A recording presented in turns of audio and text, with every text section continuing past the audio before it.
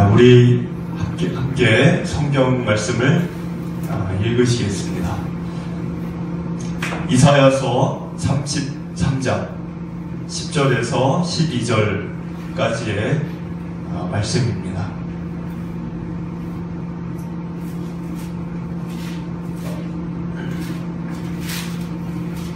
이사야서 33장 10절, 11절, 12절 세 개의 구절을 같이 읽어보시겠습니다.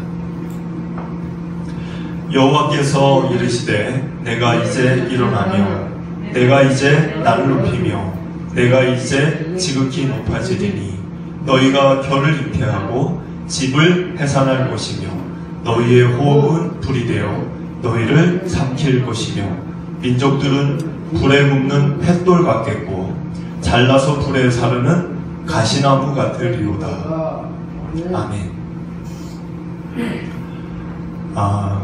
오랜만에 얼굴 뵙는 우리 성도님들 진심으로 반갑고 하나님의 크신 은혜가 여러분들의 삶을 흘러넘쳐 시작한 3월이 이제 남은 한 해를 살아가는 이 생명의 또 출발의 기점이 되시기를 축복을 드립니다.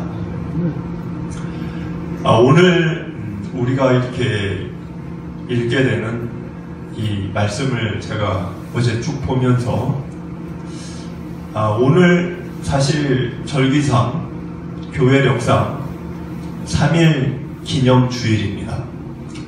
3일절은 다 아시잖아요. 원래 교회력에 이제 3일 기념 주일이 있습니다. 이제 올해는 오늘이 그날인데, 그래서 오늘 예배 내용이 좀 그런 부분에 좀 맞춰져 있었던 거를 여러분들도 느끼셨을 텐데, 공교롭게도 오늘 말씀을 제가 이렇게 33, 제가 의도한 건 아니지만 우리가 순서대로 가잖아요. 이 3일절과 절묘하게 맞는 내용이 참, 이 내용이 우리의 지금 상황과 맞는 그런 구절이라는 생각이 들었습니다. 사실 우리가 이 세상을 믿음으로 산다는 거는 어떤 거를 우리가 살아가는 것이냐면 하나님의 나라를 만드는 겁니다. 물론 우리가 궁극적으로 가야 될 하나님의 나라는 우리가 죽고 하나님의 품으로 천국으로 가는 거죠. 그러나 이 땅에서 지금 현재 오늘이라는 이 땅에서 하나님의 나라를 만들어야 그 나라도 나에게 보장이 되는 겁니다. 그래서 여러분들이 성경을 읽고 하나님의 그 말씀을 보면서 여러분들의 가정, 또 여러분들의 직장, 그리고 매일 누군가를 만나시잖아요. 그게 아는 사람이든 모르는 사람이든 그 많은 만남들 속에서 하나님의 나라를 만드셔야 합니다. 하나님의 나라를 만든다는 거는 좀 추상적이지만 하나님의 마음을 내 마음에 담아서 그 마음으로 살아가는 것입니다. 가정에서, 직장에서, 만나는 사람들 가운데에서. 그러면 어떤 일이 벌어지냐면 어둠이 물러가고 작은 빛이 여러분들의 가정과 직장과 그 모임과 사람들과의 관계 속에서 작은 빛이 생겨나는 거예요. 이 세상은 기본적으로 어둠입니다. 공중의 권세 잡은 자가 마귀라고 되어 있어요, 성경에. 그러니까 이 세상은 어둠이에요, 어둠. 깜깜한 어둠. 근데 그 어둠 속에서 내가 살고 있는 건데, 내가 하나님의 마음을 가지고 하나님의 나라를 만들면 그 어둠 속에 작은 빛이, 생명의 빛, 소망의 빛이 생겨나는 겁니다. 근데 그런 사람이 1명, 2명, 10명, 100명, 1000명, 10,000명 이렇게 많아지면 많아질수록 그 세상은 환한 빛이 드리워지는 거죠. 우리나라의 지난 역사를 한번 이렇게 얼핏 생각해 보면 우리나라는 어둠이 장악을 했던 그런 역사를 갖고 있습니다. 기본적으로 사단의 영, 이 사단의 영이 나라와 개인을 장악을 할 때 뺏는 게 뭐냐면 자유입니다. 자유를 뺏는 거예요. 그래서 여러분들이 오늘 우리가 말씀 처음에 갈라디아서 5장 1절을 묵상하셨지만 여기 뭐라고 써있죠? 그리스도께서 자유롭게 하려고 자유를 주셨으니 다시는 종의 멍에를 매지 말라. 예수님이 오셔서 하신 일은 자유를 주신 것이고 그게 죄에서의 자유 뿐만이 아니라 하나님은 우리 인간의 자유를 존중하시는 분이셨죠. 그러니까 인간을 만들 때 자기 말대로 이렇게 살도록 만드시지 않았어요. 얼마든지 그렇게 만드실 수 있는데 우리가 기계를 만드는 것처럼 이 기계는 내가 원하는 대로만 작동을 하잖아요. 하나님이 인간을 그렇게 만들었으면 세상 사람들 죄 지을 사람 없습니다. 하나님이 인간은 버튼만 누르면 의롭고 선하고 안 싸우고 베풀고 나누고 도와주고 그렇게 살게 만들었으면 그러면 누가 죄 짓겠어요? 근데 하나님은 그렇게 안 만들었어요. 인간에게 뭘 줬어요? 자유의지를 주셨어요. 그 자유의지는 어느 정도의 자유의지냐면 하나님을 욕하고 하나님을 등지고 하나님을 배신할 정도의 자유를 주셨어요.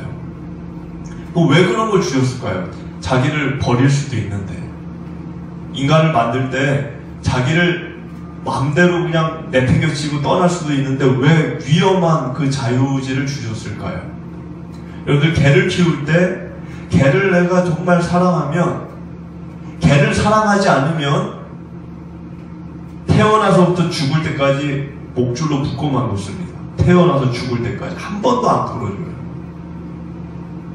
근데 개를 사랑하면 어떻게 될까요? 사랑하면 사랑할수록 목줄을 풀어주고 싶어요. 왜? 불쌍하니까. 개 목줄을 걸어놓으면 벗어나질 못합니다. 내 소나기를. 근데 풀어놓으면 어떻게 돼요? 쫓아다녀야 돼요. 내가 개를 찾으러. 내가 고생을 해야 되는 거예요. 하나님이 인간에게 자유를 준 거는 목줄을 풀어놓은 겁니다. 왜? 사랑하니까. 자기가 괴롭고 고단하고 힘들 거를 알지만 왜? 인간을 쫓아다녀야 되니까. 인간이 한 거를 뒤치다거리 해야 되니까. 하나님이 그거를 알지만 사랑하니까 그 줄을 풀었어요. 그 풀었다는 게 뭐예요? 자유의지를 준 거예요, 우리에게. 그런데 하나님은 우리의 자유를 그렇게 존중하시는데 문제는 뭐가 생겼느냐? 인간이 인간의 자유를 억압하는 거예요. 하나님도 인간의 자유를 훼손하거나 그거를 억압하거나 하지 않았는데 정작 인간이 인간의 자유를 억압하는 거예요. 그래서 생겨난 제도가 뭡니까? 인류 역사 가운데 노예제도예요. 노예제도. 우리나라는 없었을까요? 노예제도가? 신라시대 때 재상의 집에 노비가 3,000명씩 있었어요. 여러분들이나 제가 그 시대에 태어났으면 노예로 태어나서 노예로 살 수도 있는 거죠. 조선시대에는 한 집에 150에서 200명가량의 노비가 있었어요. 우리나라 반만년 역사 중에 노비가 없었던 시절이 없었어요.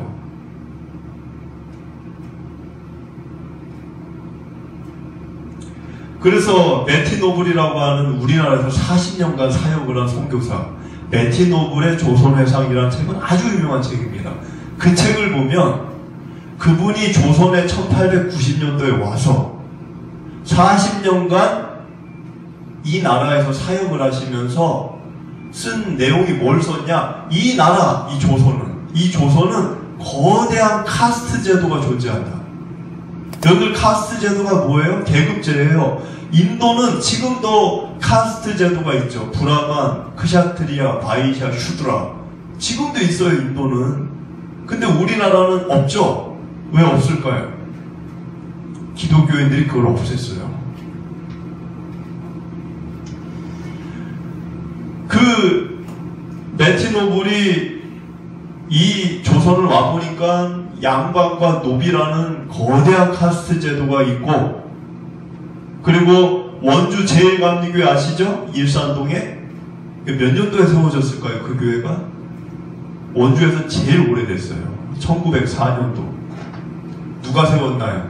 로버트 부스라고 하는 선교사님이 세운 거예요. 물론 그 옆에 원주 세브란스 병원도 서미감리교회, 스웨덴 감리교회에서 세운 거예요.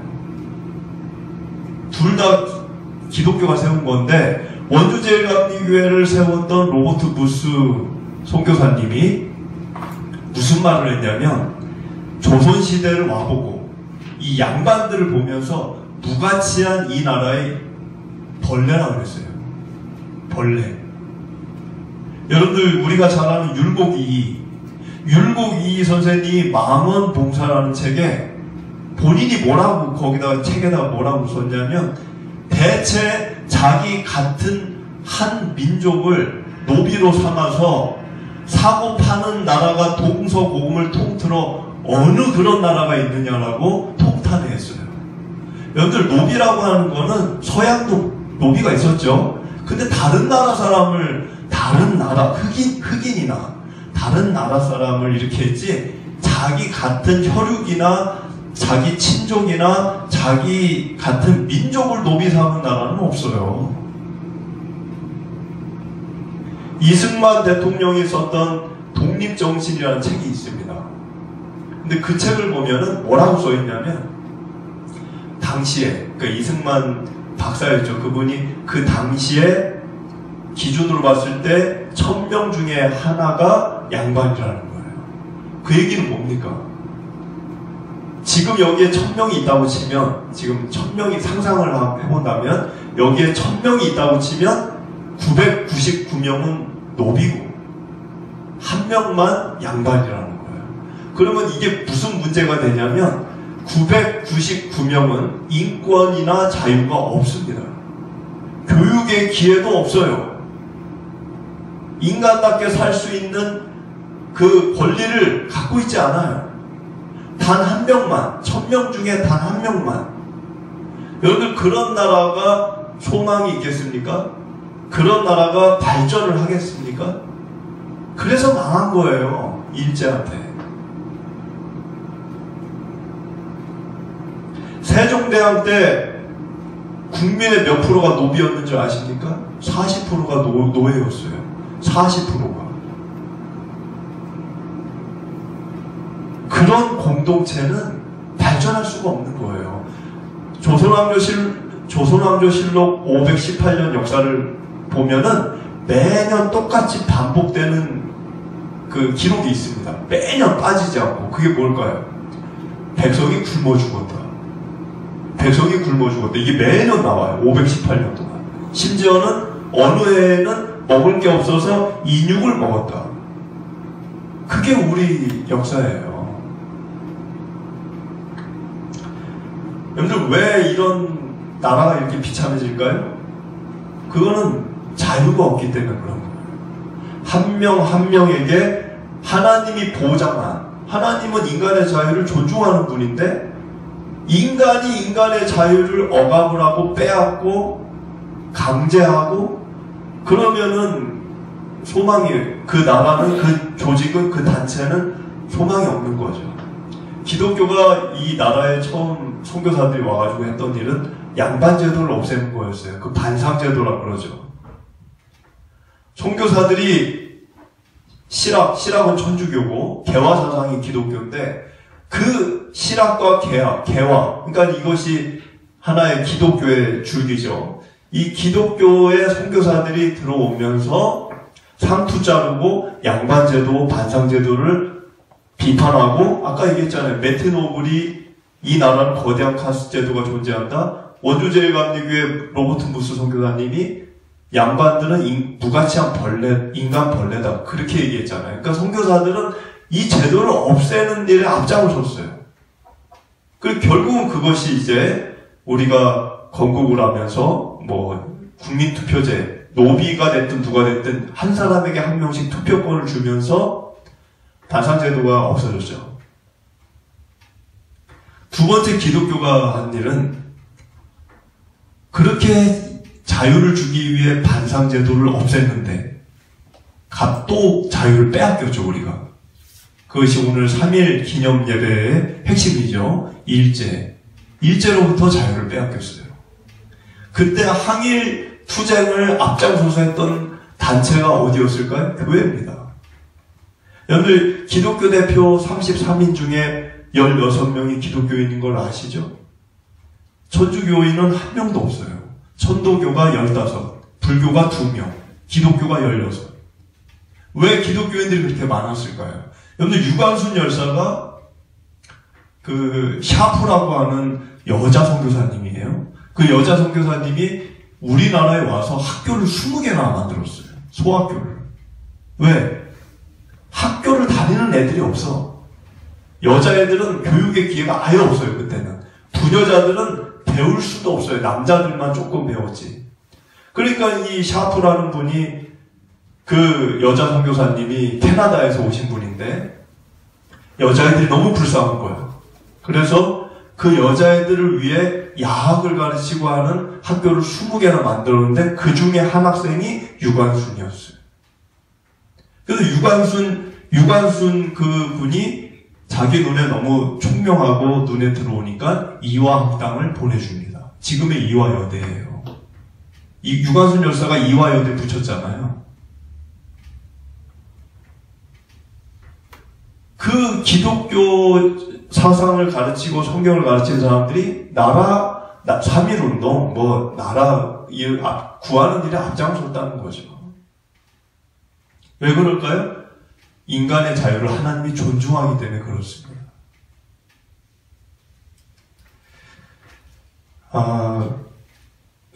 우리가 잘 아는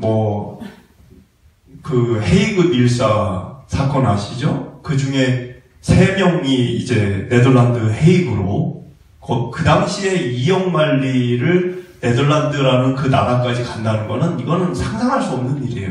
지금처럼 대한항공이 있습니까? 아시아나항공이 있어요? 인천공항이 있어요? 뭐가 있어요? 그 당시에 1900년도 초반인데 그런 시대에 2억 말리 네덜란드 헤이그 가는 거 목숨 걸고 가는 건데 그렇게 갔는데 만국평화회담에 거기서 일제 만행을 알리려고 했는데 회의장에도 못 들어갔어요. 그래서 이준 열사라고 그러죠. 이 이준이라는 분이 독실한 크리스찬입니다. 독실한 크리스찬이에요. 근데 이분이 거기를 갔는데 회의장에도 못 들어가니까 분통이 터지는 거예요. 얼마나 목숨 걸고 왔는데 회의장도 못 들어가니. 그래가지고 억울하고 가슴이 답답해서 그냥 돌아가셨어요. 돌아가셨는데 돌아가실 때 이분이 마지막으로 외친 말이 하나님 우리나라를 도와주시옵소서. 일본이 우리나라를 짓밟고 있습니다. 그 한마디 하고 돌아가셨어요. 얼마나 많은 크리스천들이 양반제도 또 일제 그 이후에 북한과의 그렇게 겨우 또 일제에서 우리가 자유를 획득했는데 북한의 공격으로 또 자유를 빼앗기게 될 위기에 처했던 거죠. 그래서 2번이나 자유를 겨우 찾았는데 이걸 또 뺏기면 안 되니까 온 나라 백성들이 그때는 총력을 다해서 북한과 이제 맞섰던 겁니다. 우리에게 주어진 이 자유와 부여로움은 우리의 덕이 아니에요. 우리는 한 게 없어요. 누구 때문에 우리가 이 편안함을 누리고 있느냐? 아까 그 믿음의 우리 선진들. 그분들이 피 흘리고 눈물 흘리고 그리고 그분들의 희생, 그들의 그 기도 그걸로 인해서 우리가 지금 우리는 누리는 겁니다. 오늘 1절을 보시면 여러분들 학대를 당하지 아니하고 학대하며 속이고도 속임을 당하지 아니하는 자. 여러분들 우리나라 역사를 보면은 중국도 이런 짓을 했고 일본도 이런 짓을 우리에게 했어요. 그러니까 학대를 안 당하는데 자기는 우리를 학대를 해. 속임을 당하지 않으면서 우리를 속여. 그런데 그런 자들을 하나님이 미워하는 거죠. 하나님은 그런 사람을 좋아하지 않아요. 물론 지금 이 1절의 말씀은 아수르를 얘기하는 거지만 나중에 보면 알겠지만 열방 모든 민족에 해당되는 이야기입니다. 2절을 보면 저는 이 2절의 이 구절이 우리 믿음의 선진들이 하나님께 목숨 걸고 기도했던 내용이라고 봐요. 뭐라고 되어 있죠? 2절에 여호와여 우리에게 은혜를 베푸소서 우리가 주를 앙망하오니 주는 아침마다 우리의 팔이 되시며 환난 때 우리의 구원이 되소서. 이건 이사야가 남유다를 위해 기도했던 겁니다. 그러나 그 당시 우리나라에 있었던 믿음의 선진들, 크리스찬들 이런 구절을 다 읽었을 거예요. 그분들이 이런 구절을 읽으면서 이것이 우리의 지금 동일한 상황이며 우리의 그런 간절한 마음이라고 기도했을 거라고 봅니다. 그러면서 3절, 4절은 그런 나쁜 악행으로 타인의 나라를 억압하는 그런 나라를 하나님이 내버려 두지 않겠다는 구절이에요. 그래서 보니까 요란한 소리로 이 민족은 아수르를 얘기하는 거지만 우리에게는 이제 일본이 될 수도 있고 중국이 될 수도 있는 거죠. 그런 민족들이 도망하며 또 4절을 보니까 황충의 때같이 우리를 수탈하는 그런 악행을 행하는 민족들이 노략을 당한다는 거죠. 5절을 보니까 여호와께서는 지극히 존귀하시니 그는 높은 곳에 거하시며 정의와 공의를 시온에 충만하게 하시니라. 하나님은 정의와 공의를 짓밟는 그런 행위를 그냥 아무렇지도 않게 내버려 두시는 분이 아니시라는 겁니다. 공의와 정의를 이루기 위해 많은 이들이 희생을 해요.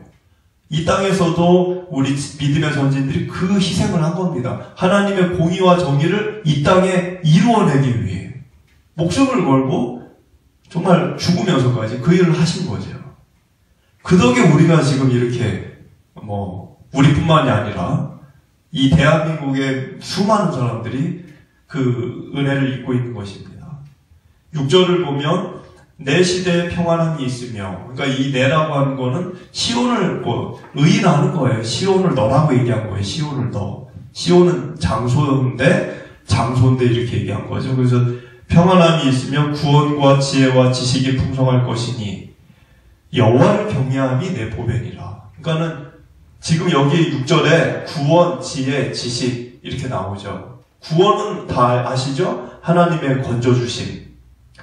여기 있는 지혜는 뭘까요? 지혜는 인생의 지혜가 아닙니다. 우리가 TV를 보면 인생의 지혜 이런 얘기를 많이 하는데 성경이 추구하는 지혜는 인생의 지혜가 아니에요. 하나님으로부터 오는 지혜를 얘기하는 겁니다.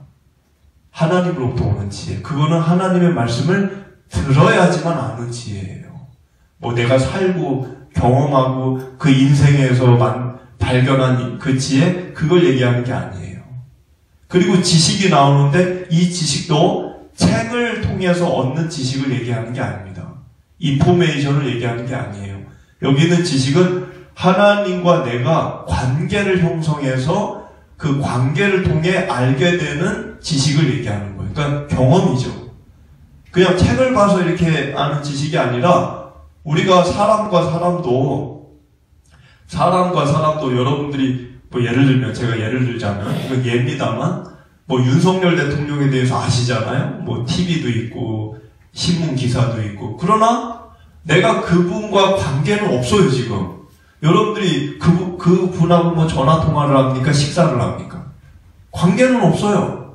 관계를 맺을 때 알게 되는 지식이 있다는 거예요. 그냥 글자만 보고 아는 지식이 아니라. 그러니까는 하나님을 여러분들이 추구하셔야 되는 거는 성경에 있는 글자로만 알면 안 돼요. 하나님을 진짜 아는 거는 그분과 내가 교제를 하고 관계를 맺고 주고받고 그러면서 누리는 지식, 알게 되는 지식이 진짜 지식입니다.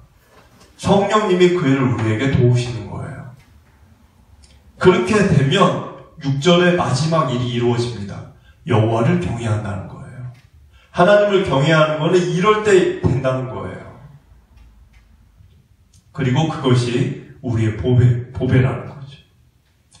7절을 보니까 보라 그들의 용사가 밖에서 부르짖으며, 이 얘기는 남유다를 향해서 한 얘기입니다. 그러니까 남유다의 군인들이 용사죠. 그러니까 남유다의 군인들이 있겠죠? 군대가 있을 테니까. 근데 부르짖어요. 왜 부르짖어요?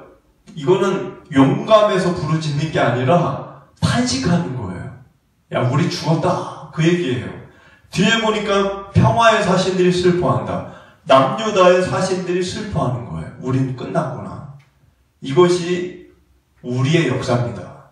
우리나라가 일제한테 억압을 받고 청일전쟁, 그 뒤에 일제가 우리를 수탈하고 그 과정 속에서 또 6.25 전쟁 속에서 우리나라의 군인들, 우리나라의 정치인들, 사신들이 다 이런 상황에 놓여 있었어요.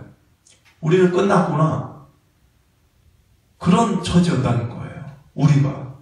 8절을 보니까 대로가 황폐하여. 대로가 황폐했다. 그 말은 아수르가 남유다를 포위했어요. 그러니까 길이 끊어진 거예요.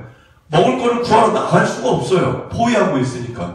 대로가 끊어진 거죠. 우리나라는 삼면이 바다입니다. 여러분들 우리나라는 섬이에요. 왜? 북한으로 갈 수 없잖아요, 지금. 그러면 북한도 지나갈 수가 없어. 바다도 못 가. 우리나라는 섬이에요, 어떻게 보면. 그러니까 우리나라도 전쟁이 터지면 대로가 끊어지는 거예요. 행인이 끊어지며 대적이 조약을 파하고, 대적이 조약을 파했다는 거는 아수르가 대적이잖아요. 근데 아수르가 이 히스기야한테 조공을 바쳐라. 조공을 바치면 내가 너희를 손 안 댄다. 조약을 맺었어요. 그러니까 열심히 조공을 바쳤죠. 그런데 조약을 파기했어요. 조공을 바치는데 쳐들어왔어요. 그래서 성읍들을 멸시하며, 이 성읍이라는 단어는 좀 고민을 해봐야 되는데, 원어는 아림이라는 단어입니다. NIV 성경에서는 이거를 증인이라고 번역했어요. 영어 성경에는. 근데 여기 지금 성읍이라고 되어 있죠? 근데 증인이라는 단어의 해석이 조금 더 저는 가깝다고 봅니다. 아림이라는 단어가. 그러니까 증인으로 표현을 하자면 조약을 맺을 때 그거를 쳐다봤던 증인들이 있는 거예요. 약속을 할 때, 계약을 할 때 증인들이 있는 거죠. 근데 그 증인들을 멸시했다. 증인이 있든 말든 그거 상관하지 개의치 않았다는 거예요. 그걸 파괴하는 거에 있어서. 그리고 사람을 생각하지 아니하며 8절에 그 사람은 어떤 사람일까요? 너 왜 계약을 파기해서 아수르 너네들 왜 조약을 지키지 않아? 이런 비판하는 사람들을 생각하지 않았다는 거예요. 그리고 9절을 보니까 땅이 슬퍼하고 세잔하며 레바논은 부끄러워하고 마르고 사로는 사막. 이 9절의 말씀은 뭐냐면 그 나라가 쳐들어와서 모든 거를 깡그리 다 수탈해 갔다는 거예요. 수탈. 여러분 우리나라가 일제시대 때 그런 상황이 아니었을까요? 일제가 우리나라 와서 많은 걸 수탈해 갔죠. 지하자원부터 우리가 갖고 있는 좋은 것 이런 거를 다 가져가는 거죠. 전쟁 물자로도 쓰고. 그러니까 9절을 보니까 레바논은 부끄러워한다. 이 레바논은 여러분들 레바논은 뭐로 유명하죠? 레바논. 백향목이 너무 많죠. 근데 그 아수르가 그거를 다 베어가는 거예요. 전쟁 물자로 쓰니까. 베어가니까 산이 산이 벌거숭이가 되는 거죠. 그러니까 그거를 의인화해서 9절은 부끄러워한다. 산이 부끄러워할 일이 없죠. 근데 이제 벌거벗었으니까 부끄러워한다. 그리고 사론은 남유다의 북서쪽 아주 비옥한 땅입니다. 그리고 바산과 갈멜도 바산의 암소라는 성경의 구절들이 여기저기 있죠. 살찐 짐승들이 있는 동네예요. 비옥한 땅이에요. 근데 그 모든 것들이 어떻게 된다? 나뭇잎을 떨어뜨린다. 나뭇잎이 떨어진다는 거는 그 잎새와 열매들이 땅에 떨어지는 것을 묘사한 겁니다. 그러니까는 먹을 게 없다는 거죠. 우리나라가 그랬다는 거예요. 우리나라. 10절을 보시면 여호와께서 이르시되 내가 이제 일어나며 내가 이제 나를 높이며 내가 이제 지극히 높아지리니. 하나님이 그거를 가만히 보시다가 결정을 하신 거예요. 일어났다는 거는 10절에 일어나셨다. 그 얘기는 앉은 자리에서 일어날 때 왜 일어날까요? 그냥 이유 없이 일어납니까? 여러분들이 침대에서 누웠다가 일어나시죠, 아침에. 왜 일어납니까? 움직이려고. 움직이잖아요, 아침에 일어나서. 뭘 하시든 간에. 아무것도 안 할 거면 안 일어나죠. 가만히 서 있을 겁니까? 그러니까, 일어났다는 거는 뭘 얘기하냐면, 뭔가를 이제 행동으로 옮긴다는 거를 얘기하는 거예요. 그럼 하나님이 왜 일어나셨을까요? 자신의, 여기 지금, 이유가 10절에 써 있어요. 내가 이제 나를 높이며 내가 이제 지극히 높아지리니. 이 일이 우리나라에 일어난 겁니다. 여기 우리나라가 그 해방 반상제도가 없어지고 아까 양반제도, 그래서 모든 그런 사람들에게 투표권만 주어진 게 아니라 모든 사람들에게 종교의 자유가 주어졌죠. 그리고 일제시대에서 또 우리가 해방이 돼서 자유를 얻으면서 기독교가 급속도로 확산이 되어졌죠. 그래서 지금 1,000만 명이 되니 많이 그러는데 이 나라가 주님의 이름을 높이는 나라가 된 겁니다. 물론 선교사들이 수도 없이 눈물을 흘리고 피를 흘리고 희생을 했죠. 그 일을 이루기 위해. 결국은 우리나라가 이렇게 많은 어려움 속에서 그거를 해결하고 자유를 되찾고 유지하고 하는 결과가 뭐냐? 주님의 이름이 높여지고 주님이 지극히 높아졌다는 거예요. 그러니까 하나님은 결국은 이 일을 이루기 원하시는 겁니다. 사람들로 하여금 자신의 이름이 높아지고 그로 인하여 그 시대 가운데, 그 세상 가운데 하나님의 나라가 아까 제가 초반에 설명했죠? 생명의 빛이 비춰지는 거예요. 그 어둠뿐인 세상에. 그리고 하나님은 인간의 자유를 존중하시기 때문에 또 우리 역시 그거를 존중하는 그런 나라, 그런 사회, 그러면서 주님의 이름이 높여지는 그런 세상을 이루기를 원하시기 때문에 일어선다는 거예요. 그렇기 때문에 결국은 이 10절의 말씀은 뭐냐면 남유다가 결국에는 나중에 회복이 되는 그 이유는 하나님이 하신 거지 남유다 사람들이 애를 쓰고 노력하고 그것만 갖고 된 일이 아니라는 겁니다. 우리도 마찬가지죠. 우리 선진들이 많은 희생을 치렀지만은 하나님의 도움이 있었기 때문에 주님, 여기 보니까 10절에 나를 높이고 내가 이제 일어나며 내가라고 되어 있는 거예요. 그러니까 주님이 움직이시고 역사하시고 주님이 할 일을 하실 때 생명이 우리에게 주어지는 겁니다.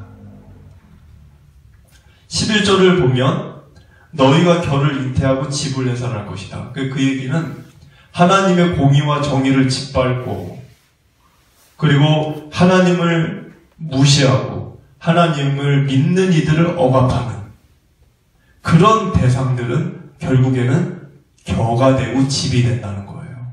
여러분들 반상제도, 일제시대, 북한의 이런 이 세 가지의 우리나라의 근현대에 있었던 아주 인간의 자유를 억압했던 이 역사를 보면 신앙의 자유가 없었어요. 반상제도, 양반제도가 있을 때 쌍놈이, 그러니까 예를 들면 노비가 기독교를 믿을 수 있었을까요? 불가능한 일입니다. 그거 걸리면 양반한테 맞는 거예요. 양반은 유교주의자이기 때문에. 그리고 일제시대 때는 당연히 종교의 자유라는 건 허용이 될 수가 없죠. 기독교인들이 많이 죽었잖아요. 제한리 사건도 우리가 알고. 그리고 북한도 마찬가지. 지금 북한 아시지만 북한에 기독교 자유가 있습니까? 기독교인들이 제일 많이 죽어요. 그러니까 하나님 입장에서 보면 자기를 믿는 사람들이 죽임을 당하는 거예요. 자기를 믿는다는 이유 때문에 핍박을 받고 피를 흘리고 어려움을 당하는 거예요. 그거를 보다가 하다가 결국에 하나님이 일어나는 거예요. 더는 지켜볼 수가 없으니까. 왜? 자신의 이름이 짓밟히고 있기 때문에. 자신의 이름이 땅에 떨어졌기 때문에. 그래서 자신의 이름을 높인다라고 아까 10절에 써있지만 그거를 이루어내시기 위해 결국은 이제 일어나시는 거죠. 그리고 그 역사를 이루시는 거죠.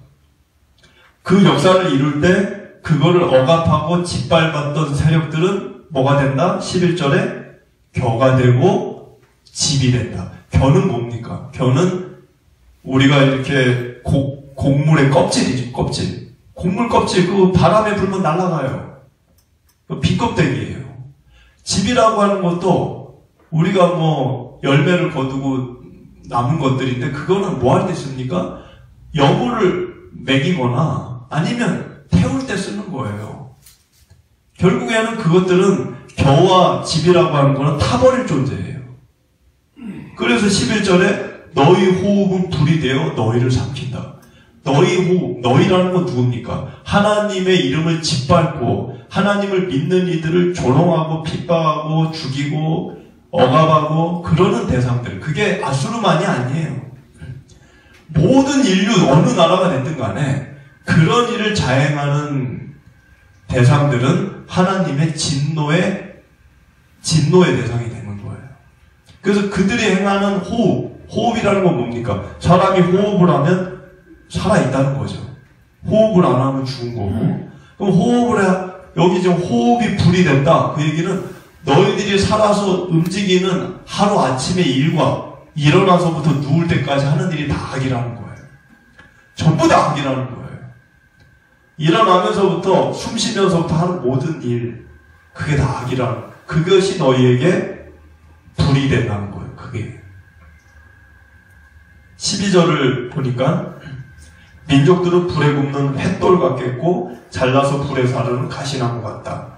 이 민족이라는 것이 아수르만을 얘기하는 게 아닙니다. 아까 제가 그 얘기를 했죠. 이거는 아수르만의 얘기가 아니라 열방 모든 민족에 해당되는 이야기라는 말씀을 드렸는데 여기 민족들이라고 되어 있어요.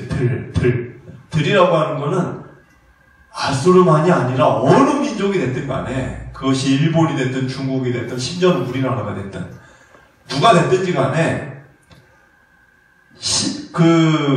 하나님의 그 공의와 정의와 하나님의 이름을 밟는 그런 행위를 하는 이들은 누가 됐든 12절처럼 불에 굽는 횃돌처럼 되어진다. 그리고 잘라서 불에 사르는 가시나무. 가시나무라고 하는 거는 농사를 지어보신 분들은 좀 아시겠지만 가시나무는 밭을 관리 안 하면 생겨버려요. 이게 막 엉키고 막 이렇게. 관리를 하면 그게 없어져요. 관리를 하니까. 내버려 두지 않으니까. 가시나무라는 건 기본적으로 뭡니까? 하나님이 관리를 안 한대요. 그러니까 이 12절에 이 민족들, 18에 처하는 이 민족들이라는 자들은 하나님의 간섭을 안 받는 자들이에요. 하나님의 다스림을 안 받는 자들이에요. 하나님의 경영을 외면하고 거부하고 물리치는 자들이에요. 그러니까는 그 세상이, 그 나라가 그들의 마음에 가시덩굴이 그냥 막 엉켜 있는 거예요. 근데 가시나무가 막 밭에 그렇게 있으면 농부가 그거를 어떻게 합니까? 그냥 잘 키웁니까, 그거를? 그걸 다 잘라버리죠. 잘라버리고 어떻게 해요? 태워버려요. 왜? 그게 작물 자라는 거에 방해를 하니까. 악인들이 그런 상황에 놓여지게 된다는 거예요. 결국은 일본이 승승장구 했죠? 700만 대군. 물론 이제 미국은 그 당시 1400만 대군이었지만 진주만 사건 때 얘기하는 겁니다. 근데 그 700만 대군 얼마나, 지금 우리나라 육군 60만 명밖에 안 돼요. 100만도 안 되는데 일본이 그때 700만 명이었어요. 군인 수가. 얼마나 많습니까? 군인이 700만 명. 전 세계를 장악하려고 했어요. 누가 그 일본이 패망할 거라고, 패전할 거라고 상상을 했겠습니까? 그런데 하나님이 일어서시면 그런 나라도 저렇게 얌전해지는 거예요. 이것은 아수르만의 이야기가 아닙니다. 이것은 또 나라만의 이야기도 아니에요. 우리 개인도 마찬가지예요. 우리 개인도 우리나라 안에 우리가 살잖아요. 원주에. 우리가 살면서 남에게 학대를 안 당하는데, 난 누구에게 학대 안 당해. 안 당하는데 1절 말씀, 아까 우리 읽은 그 말씀처럼 1절처럼 남을 학대하고, 나는 남을 속이면서 다른 누군가에게 속임을 당하지 않고, 우리도 그렇게 살 수 있습니다. 그리고 타인의 자유를 존중하지 않을 수도 있죠. 내가 살면서. 또 남과, 아까 조약을 파괴했다고 그랬잖아요. 조약을, 아수르가. 남과 약속을 해놓고, 남과 계약을 해놓고, 그걸 내가 파괴할 수도 있어요. 그런 삶은 나라만이 아니고 개인도 그런 삶은 하나님의 공의와 정의를 짓밟는 행동입니다. 그저 누리고, 그저 즐기고, 쌓고, 그런 것만 우리가 생각하면서 살아서는 안 된다는 거예요. 하나님의 공의와 정의가 먼저, 그 다음에 내가 취하고 내가 누리는 게 그 다음. 우선순위가 이렇게 되어져야 복되고 아름다운 세상을 우리 후손들에게 우리가 남겨줄 수가 있는 것입니다. 하나님은 그런 이들을 이 세상 가운데 만들어 가시기 위해 앉았다가도 일어나고 또 일어섰다가도 앉고 그런 분이시라는 거예요. 우리 삶에, 그리고 우리 믿음의 선진들이 우리에게 남겨준 이 아름다운 주님의 나라, 이 세상을 우리가 잘 온전히 더 아름답게 이루어 가게 되시기를 주님의 이름으로 간절히 축복을 드립니다.